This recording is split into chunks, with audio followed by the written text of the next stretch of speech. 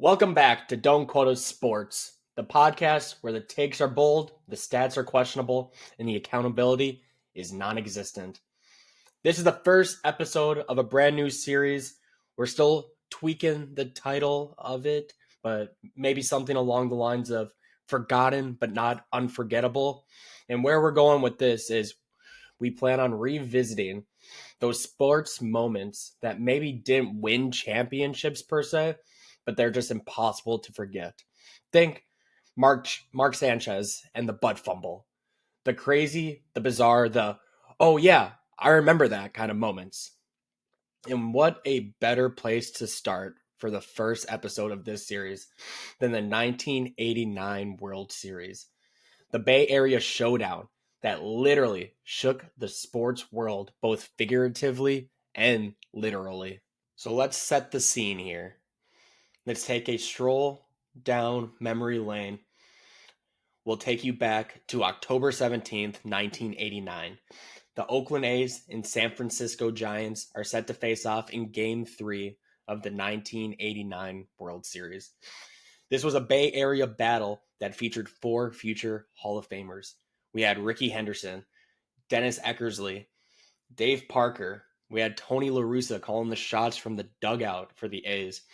Not to mention, you had the Bash brothers, Mark McGwire, Jose Canseco, along with Will Clark and the NL MVP of that season, Kevin Mitchell.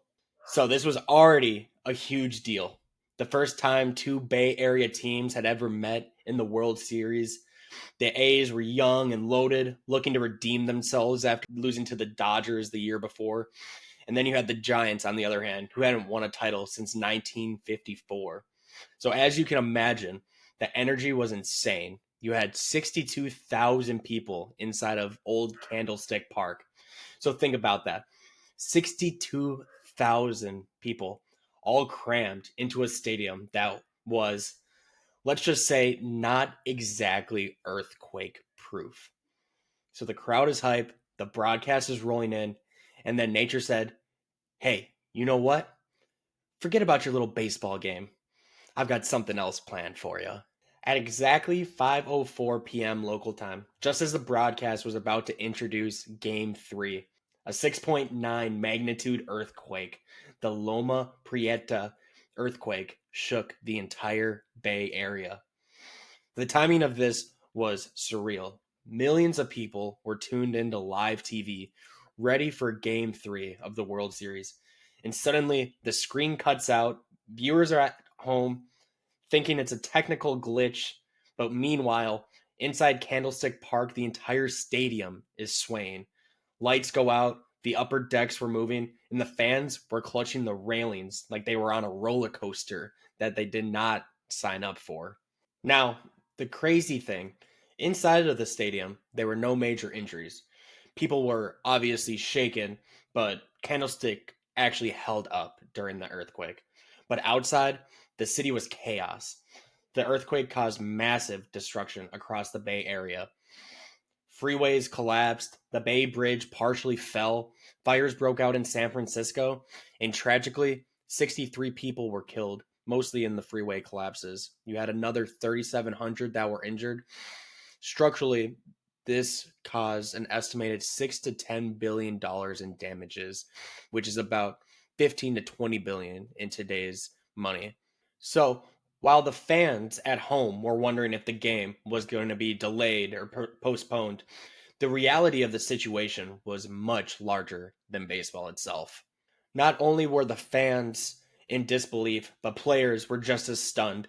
Jose Canseco later said he thought the stadium was collapsing. Some guys even bolted to the outfield just to get away from the upper decks. As a result of the earthquake, the World Series was suspended for 10 days, which still to this day is the longest break ever in a fall classic. And it wasn't just about the logistics. Rescuers needed power, resources to clear the roads. Baseball was just an afterthought in that moment.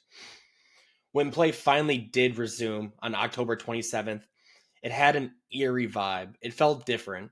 It wasn't about bragging rights anymore. It was about giving the Bay Area something to rally around, a chance to escape. Even just for a brief moment from the devastation around them. And once the World Series did resume, the A's wasted no time whatsoever reminding everyone who the better team was. They flat out dominated the Giants in a 4-game sweep. Dave Stewart won MVP. Ricky Henderson was doing Ricky Henderson things, flying around the bases, and the Bash brothers were smashing everything in their sight.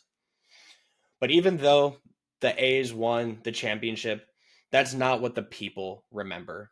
The series itself was overshadowed by the earthquake. It's the one World Series where the baseball was almost the backstory. The earthquake series, as it became to be known, is remembered not for home runs or strikeouts, but more so for the perspective it provided. It showed how small sports can truly feel when something bigger, literally earth shaking, happens around us.